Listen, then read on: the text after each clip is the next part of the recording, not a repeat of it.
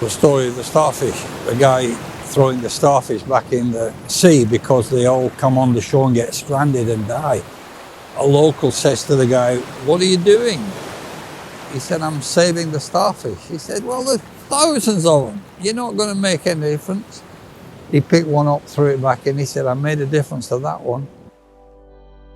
In the 1980s, it was estimated that more than 3,000 people were sleeping on the streets of London.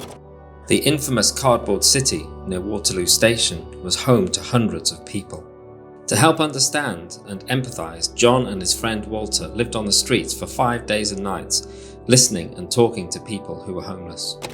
So we're at Waterloo, and before this was here, this was all open and there was certain covered areas, and 300 to 500 people would, it was a cardboard city. It was full of life.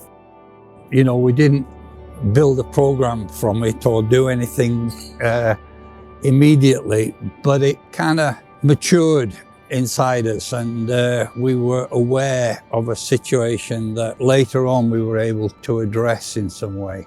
So these are some photos from the old days of two-step and where it began. So Toby Dodson's here modelling, giving someone a card that explains what number to call and what can be done. I was first involved as a stopover host. So my wife and I would take people in for 1, 2 or 3 nights. And that was a real privilege, actually. It was really good to connect with people and to sit down and have a meal and hear their story. And that's where I really started. I think my heart started to get involved really in homelessness and understanding the situation that people were in, and understanding that although there were patterns and kind of common factors, that every story was unique.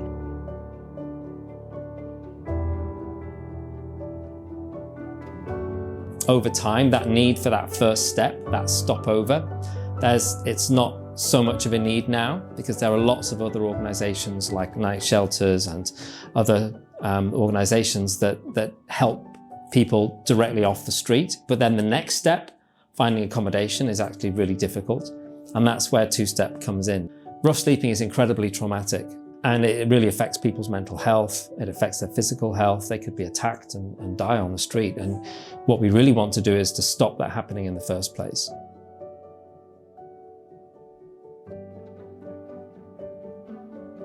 So once we've taken that time to really build that trust and to understand their situation, then we're able to look at all the different options that there are. So we can house people very quickly in a matter of days if they're urgent and they're flexible. Like a guy, he's on our website actually, Brett, who was sleeping in the back of a van. He just said, "Look, I just need anywhere, just so that I can get my life back together." I just felt alone, really, and I just thought, I've been here, done this. I've done it so many times, so I just didn't want to do it again.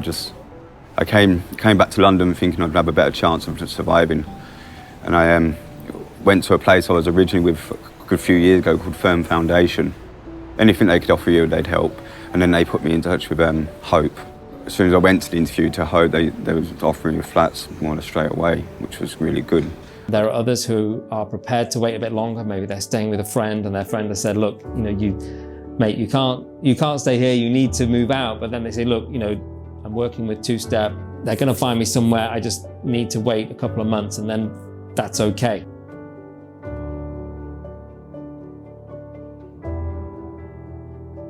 So it's really important when someone comes to you with a need, or you see someone in need, to take the time to really listen and to understand their situation, but also to point them towards and to help them connect with people who can help them.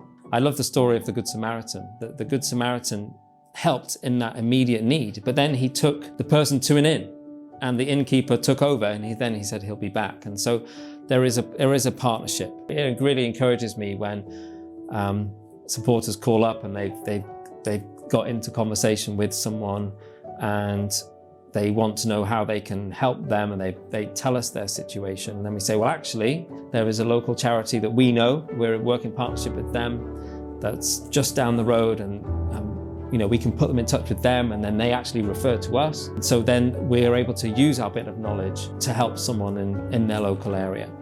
To learn more about how you could help people experiencing homelessness, please visit our website.